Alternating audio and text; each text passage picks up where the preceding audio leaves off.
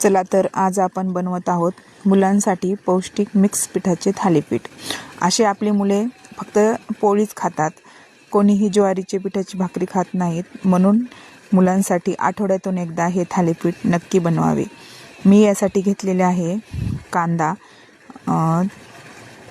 मिरची आणि कोथिंबीर। हिरवी मिरची हेचं वाटण काढून घेतलं आहे। यामध्ये मी लसूण, ओवा, जिरे आणि हिरवी मिरची हे एकत्र वाटून बारीक करून घेतले आहे। त्याचप्रमाणे यासाठी आपल्याला लागणार आहे 1 वाटी बेसन पीठ, 1 वाटी ज्वारीचे पीठ व अर्ध्या वाटीपेक्षा थोडे जास्त गव्हाचे पीठ। हे सर्व पिठे मी स्वच्छ असे चाळून घेत आहे। यानंतर आपण यामध्ये घरगुती बनवलेली हळद, ही शीतलगृह उद्योग यांची हळद, खूप छान कलर आणि स्वाद आहे। ही हळद, मीठ यामध्ये आपण टाकणार आहोत। यानंतर हे सर्व मिश्रण आपण एकजीव करून घेणार आहोत। यामध्ये थोडेसे तीळ यामध्ये टाकत आहे। थंडीचे दिवस आहेत आणि तीळ हे मुलांसाठी खूप पौष्टिक असतात। सगळे मिश्रण एकत्र केल्यानंतर अशा प्रकारे मी मिक्स करून घेतले आहे। थालीपीठ बनवण्यासाठी मी एक फडकं केलेलं आहे, त्याच्यावरतीच मी थालीपीठ बनवते।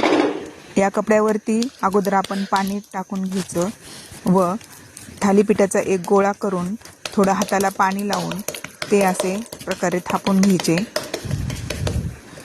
थोडासा पाण्याचा हात लावल्यामुळं हे आपल्या हाताला चिकटत नाही।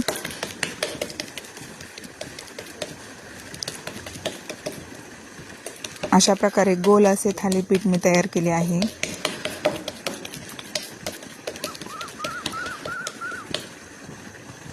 असे याला 4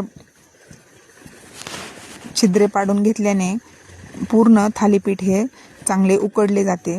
यानंतर मी तव्यावरती थोडे तेल सोडत आहे आणि तेल सर्व तव्यावरती मी पसरून घेत आहे।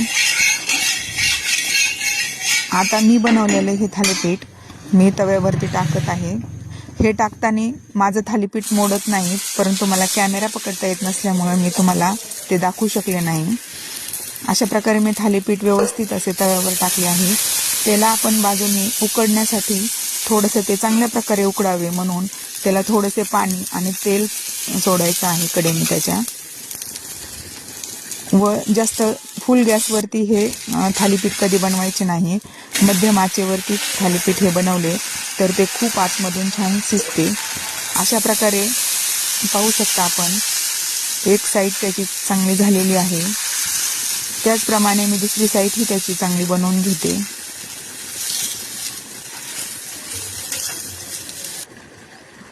आणि आमच्या शिवांशलाही मी आता खायला देत आहे, तो सांगेल कसे झाले आहे। एकदम मस्त।